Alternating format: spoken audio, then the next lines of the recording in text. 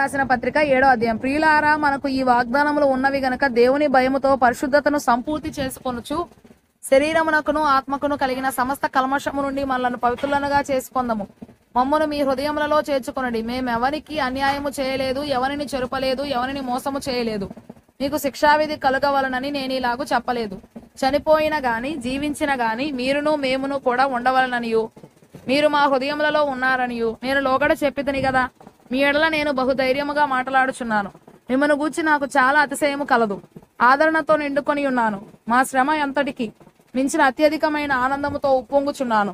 మేము మాసిదోనియకు వచ్చినప్పుడు మా శరీరము ఏమాత్రమును విశ్రాంతి పొందలేదు. ఎటుబోయినను మాకు శ్రమయే కలిగెను. వెలుపట పోరాటములు, లోపట భయములు ఉండెను.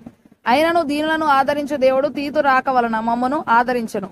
తీతు రాక వలన మాత్రమే కాకుండా అతడు మీ అత్యభిలాషను, మీ అంగలార్పును, నా విషయమై మీకు కలిగిన అత్యాసక్తిని మాకు తెలుపుచూ తాను మీ విషయమై పొందిన ఆదరణ వలన కూడా మమ్మను ఆదరించెను. గనుక నేను మరి ఎక్కువగా సంతోషించితును. నేను రాసిన పత్రిక వలన మిమ్మను దుఃఖపెట్టినందున విచారపడను. నాకు విచారము కలిగినను ఆ పత్రిక మిమ్మను స్వల్పకాలము మట్టుకే దుఃఖపెట్టనని తెలుసుకొని ఉన్నాను. మీరు దుఃఖపడితురని సంతోషించుట లేదు గాని మీరు దుఃఖపడి మారు మనసు పొందుతురని ఇప్పుడు సంతోషించుచున్నాను.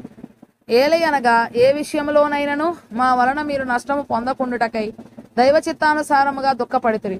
దైవ చిత్తానుసారమైన దుఃఖము రక్షణార్థమైన మారు మనసును కలగజేయును. ఈ మారు మనసు దుఃఖమును పుట్టించదు, అయితే లోక సంబంధమైన దుఃఖము మరణమును కలగజేయును. మీరు దేవుని చిత్త ప్రకారం పొందిన ఈ దుఃఖము ఎట్టి జాగ్రత్తను, ఎట్టి దోష నివారణకైనా ప్రతివాదమును, ఎట్టి ఆగ్రహమును, ఎట్టి భయమును, ఎట్టి అభిలాషను, ఎట్టి ఆసక్తిని, ఎట్టి ప్రతిదండనను మీలో పుట్టించెనో చూడండి. ఆ కార్యమును గూర్చి సమస్త విషయములలోనూ మీరు నిర్దోషులై ఉన్నారని రుజువుపరచుకొంటిరి. నేను మీకు రాసినను ఆ దుష్కార్యము చేసిన వారి నిమిత్తము రాయలేదు, వాని వలన అన్యాయము పొందిన వారి నిమిత్తమైనను రాయలేదు.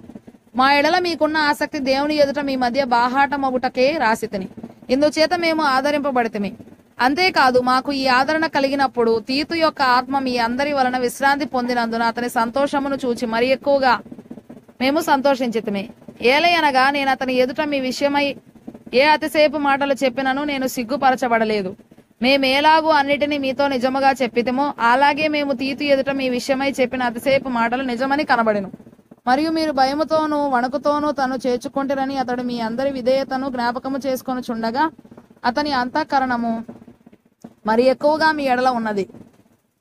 ప్రతి విషయములోనూ మీ వలన నాకు ధైర్యము కలుగుచున్నది గనుక సంతోషించుచున్నాను.